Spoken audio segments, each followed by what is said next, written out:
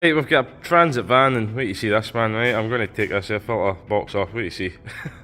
Absolutely no idea. I've never seen one like that in my days. So I've no idea if it's just never ever been changed. It's not a Ford one.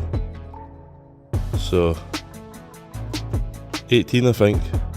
9th.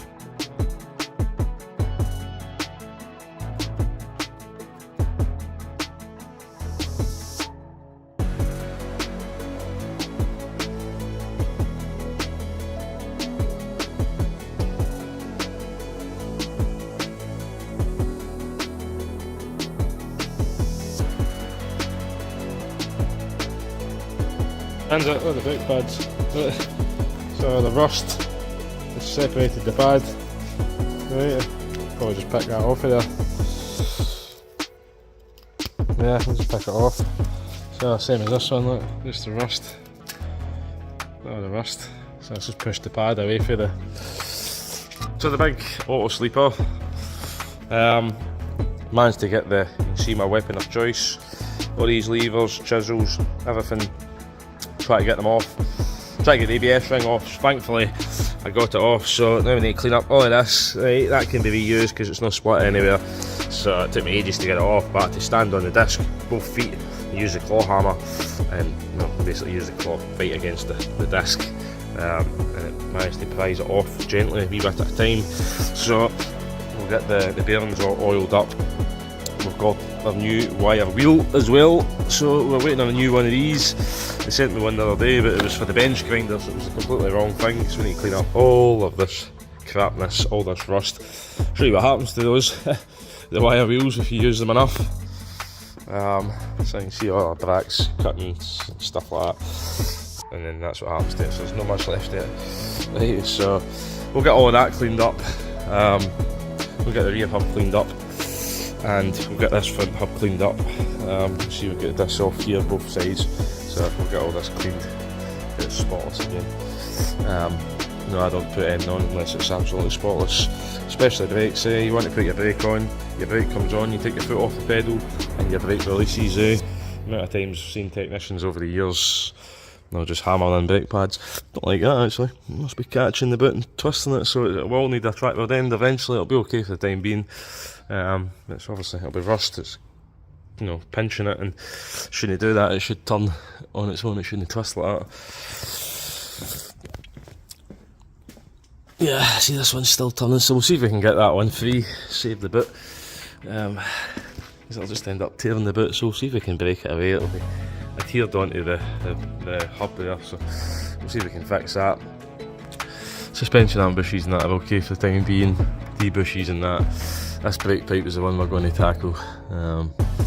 Just a wee bit rusty. They're being covered in some sort of grease, you see, trying to protect them, but it's probably been done after the rust. So we'll get everything all cleaned up on it, get everything all tickety-boo, get everything taut. The rear hub nut, I did have to look. I do have the right socket for the big bar on it. That wasn't moving it. Eventually the gun got it. The torque setting for it, I think something like 495 newton meters of torque, so yeah, pretty beefy. Right, that's that all spotless for ski with. Right, so that's that bit all spotless. Need to clean the half shaft up for the new gaskets, so we've 2 new gaskets up there for it. We've cleaned up the front hub as well, so we can get the disc mounted on there. So we've been over that with the wire brush. Cleaned up the one we were using as well, so we'll go in with the Scotch-Brite into here and we'll get that cleaned. Don't want to take any material away for this, so Scotch-Brite's the best thing. So we'll use the Scotch-Brite pad on the back of this as well. So we're back on the Transit, so obviously the front brake, that's bolt up, this side's all bolt up as well with its new gasket, half shafts in. My torque range went to 405 newton meters, that was it maxed out. So we went on with the big bar, and it wouldn't move any, I couldn't move it any, so I put a gun on it, so should be okay, seems all good. I did take the bearings back out again, I put them in, they thought they were a bit noisy, so I took them back out. They're just oil fed, these bearings on the back, so the tubes send oil along, so I think it just goes in pressure. There's nothing pumps or anything like that that pumps it here. I think it just splashes it up on the crown gear, and then it gets basically washed up to here. So I don't think there's anything that gets it up there. So I took them back out and I you know, oiled them if you like, so put them in a bucket of oil, turn them, put them all back in. Sound better on the second go. So, but we're out with a box of tricks, right, and you might see a lot of garages and think, man, why do they keep all that crap, eh? You know, why do they keep all that? Why is it like an Aladdin's cave full of crap? And well, this is why, because this transit here had the shim missing, so one of the shims was missing, so there was only 3 on it. So the last guy obviously never put them all back, basically. So, and one of the boots is knackered, see it? So the boots are knackered, so I think that one there looks like a good candidate, I think. So, let's see. Right, I've got one on it. I have had to modify it, so I've had to bend that tab in there, so it's not the right one. It's close but no cigar. So, but what we don't want, right, is it touching the disc, because it'll just make a horrendous squealing noise. So it shouldn't be able to move with a wee tab bent over like that. So, and probably what's happened is it's probably been flung away because the amount of rust that was on there. Obviously, I'm using the big wire wheel on the the grinder, so the big wire knotted wheel on the grinder. So I've taken all the shims off, cleaned underneath them. I've then even went in with the belt sander because it's so much rust. So that's probably what's happened, right? So if you fit a set of brake pads and you can't do that, right, that's not right. So if you can't move them like hammer, then start again, clean it all up. So we'll get that fitted now. Obviously the half shafts back in, new seals. I don't have any bolts for these, right? And I can't get them, so I've just reused these ones. These two will be okay. That one, now they're not massively tight, right? They were tight because they've been rusted, right? So you can see they're just locating screws, right? The wheel studs and the wheel itself will hold that on, right? Your studs are in behind there, which has that big nut on there, which is 500, just shy of 500 Newton meters. Some sort of weird insect for the Scotland. It seems to be a robot insect because it's got a metal attachment there. That's interesting, isn't it? That's interesting. If anybody can tell me what that's all about, I'd love to know. Some kids messing around, or is there more to that? Am I going to find more of these in my journeys? No idea.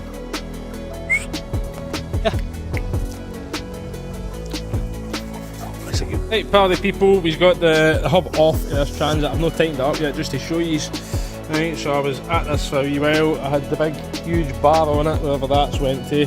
I had the gun on it, and I did try it both ways, to be honest with you. I did try it left and right, and then I was back on the line looking basically, and I did find this. So if it's got a yellow nylock nut, it's a left hand thread, right? So you basically tighten it to slacken it, slacken it to tighten it. Go the opposite way. So if you, I've already built that side up actually. So this side has a blue one, so a blue nylock nut. That's just your regular type of thread, eh? So it is rather beefy. So we'll get this tightened up now. Started putting the carriers on, cleaned everything spotless with the wire wheel. So yeah, spotless. And cleaned all this for a new gasket. Still got the half shaft to clean. Let me wind back the caliper. We'll get all this torqued up. This goes to 495 Newton meters of torque. There is a spacer tube between it, so you shouldn't be able to over tighten it, you know. But it is meant to go to 495 Newton meters, so it is pretty tight, that boy. I noticed that the disc was all ground, but yet it had new pads on it, right? So new pads, right? Not a good idea when your disc's been ground in. That one's okay because the pad's obviously been ground in on the inside. So you can see where it's been breaking, where it's not been breaking. Right, actually look at the caliper, which I'm just about to wind back. That's been, so it's went that bad, right? They've let it go that far, whoever's been driving it, that it's obviously worn the metal part of the brake pad down so much that it's then fallen out between that little thin gap there that you can see. That's how thin it must have got, and the caliper's been breaking on the disc.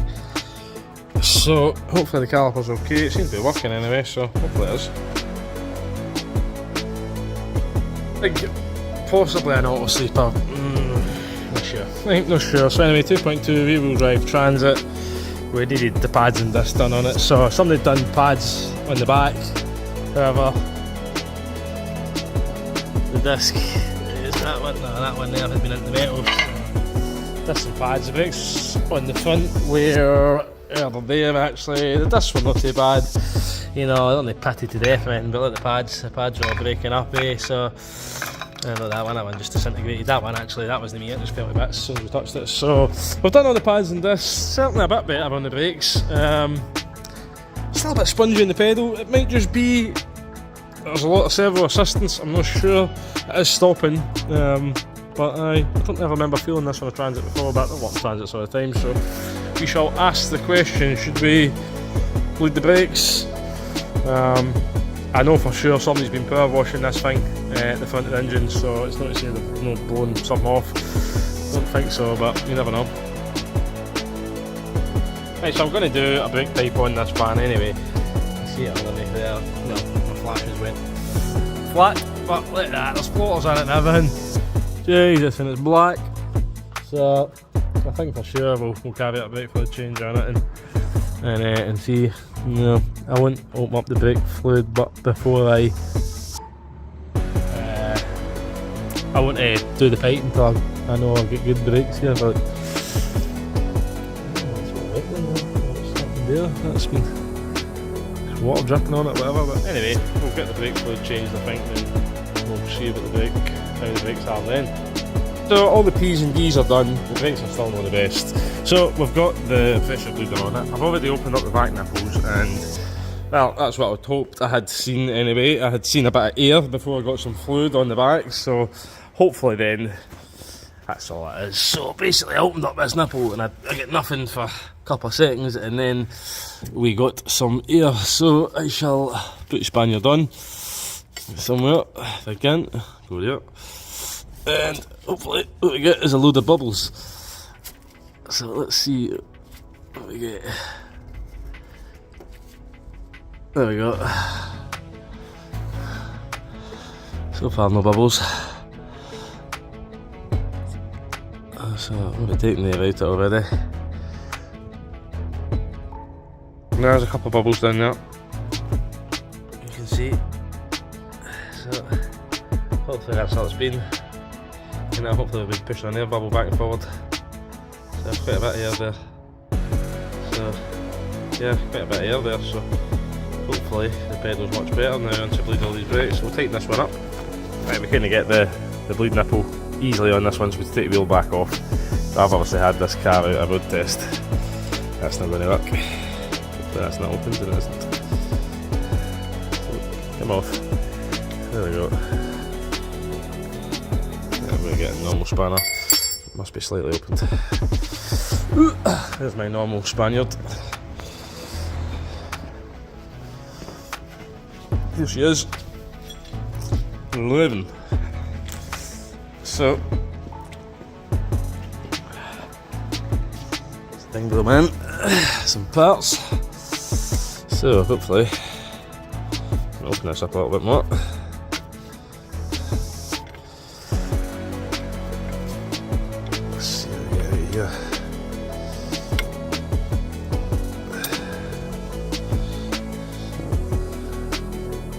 I do have fluid coming out.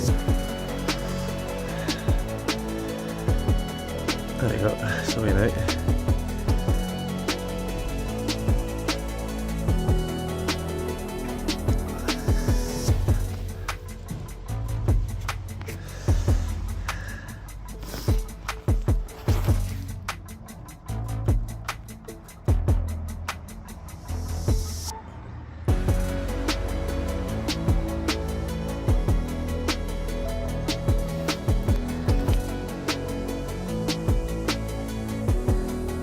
So we've done the brake pipe, right? So we've cut the old rotten pipe out, look at the state of it. So we've cut the old rotten pipe out, and it goes back to the ABS pump up here, so I've not tucked it in yet. I've not like ran the pipe in where it's meant to be yet.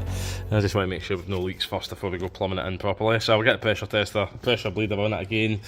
I've already bled the brakes on this van this morning, and then I had a wee bit of air in the back, so I'm hoping that's all it was. There was a bit of rot on the servo, but you know, normally if that goes, you would get a very hard pedal rather than a very soft pedal, as my dad's just reminded me of. So, I've been asking a few people, different people, about questions on this, you know, about the brakes being spongy. So, we'll get this pipe fitted, get it bled up, and we'll go another road test, and hopefully it's all good.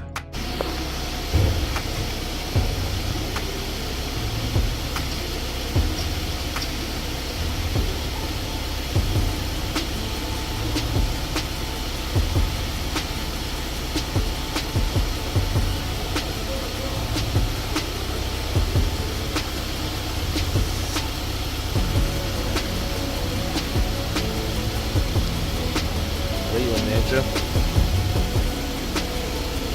Roll right over there.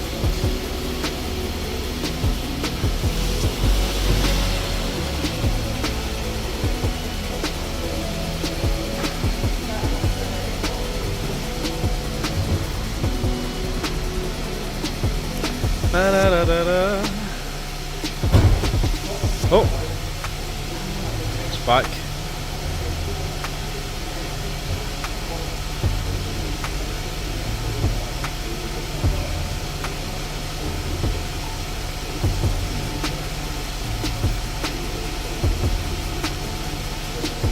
Reading.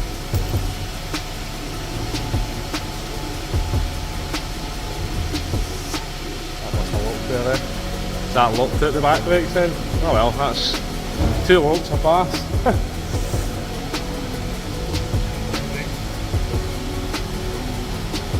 The handbrake's weak on the driver's side there. But the pedal feels so much better, even driving it down the day, it's like it feels so much better. Thank yous.